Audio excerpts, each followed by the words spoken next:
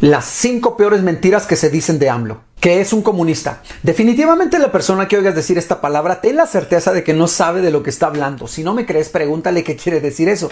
La principal característica de un gobierno comunista es básicamente desaparecer las clases sociales para que exista una sola. Es decir, en un régimen comunista prácticamente no existen los ricos. Pero obviamente no es el caso de México, ya que en este país podemos presumir de ser uno de los países con más diferencias de clases sociales. Y además tenemos al segundo hombre más rico del mundo, Carlos Slim. ¿Tú crees que él seguiría en México si este país fuera comunista? Así que más vale que dejes en paz ese argumento solo porque el presidente se preocupa por los más pobres como ningún otro mandatario lo había hecho, ya que cada que repites esa palabra haces gala de tu ignorancia. Y ya para que no te quedes con la duda de entonces ¿qué régimen tiene este país? Bueno, pues México es un país capitalista y democrático. Que el presidente es un dictador. Esta mentira que se oye por todos lados es solo derivada de que al estar limitando la ilegalidad de este país, muchas personas que antes se favorecían de los anteriores gobiernos ahora se han quedado sin ese ingreso o sin la posibilidad de seguir aprovechándose del país. Pero vamos a ver qué es exactamente lo que caracteriza a un dictador. Una dictadura militar es una forma de gobierno autoritario en la cual, en mayor o menor grado, las instituciones ejecutivas, legislativas y judiciales son controladas por las Fuerzas Armadas que impiden cualquier forma de control democrático y social. Diversos países de América Latina han sufrido lo largo de la historia gobiernos dictatoriales. Sin embargo, México siempre ha estado exento de ese problema, aunque analistas políticos aseguran que en el sexenio de Salinas de Gortari se vivió en este país una dictadura perfectamente disfrazada de democracia. Como ves, el actual gobierno no está gobernado por el ejército. La división de poderes está perfectamente clara: el poder ejecutivo, el legislativo y el judicial. La próxima vez que quieras decir que este presidente es un dictador, piensa que si lo fuera no tendrías la libertad ni siquiera de publicarlo en tus redes sociales. México se está yendo al abismo financiero. Para desmentir esto, primero debo aclararte que la actual crisis económica es mundial. Es decir, en este momento todos los países del planeta están sufriendo algún tipo de crisis o recesión económica provocada por el COVID-19 que tiene en jaque a todo el mundo. Pero te daré un par de ejemplos de verdaderas crisis que han llevado al abismo a este país sin tener ningún pretexto de salud mundial. La crisis económica en México del 2008 al 2009 durante el periodo de Felipe Calderón fue la peor recesión económica de este país en 70 años.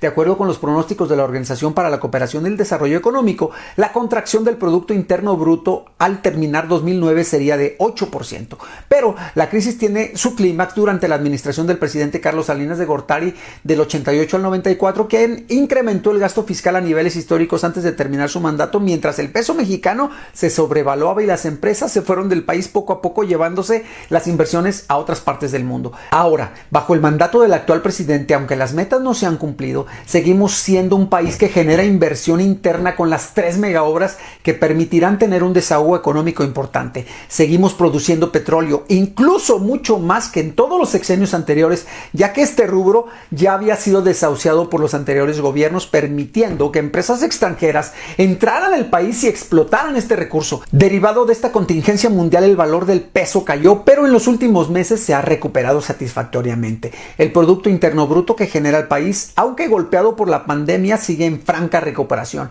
Así que, como verás, no solo no se está yendo al abismo, sino que con esto te demuestro que en otros años México realmente había estado sumido en graves crisis. Desempleo. En este aspecto solo te diré que el desempleo es una consecuencia a nivel mundial derivada de la presente contingencia de salud.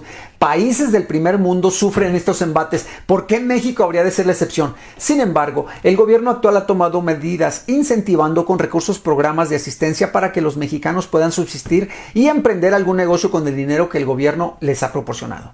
Inseguridad. A mi forma de ver, este es el rubro del que ha sufrido más este sexenio, ya que los niveles de delincuencia organizada se han disparado en varios estados. Esto provocó que el presidente sacara al ejército a las calles a pesar de que había dicho en campaña que no lo haría.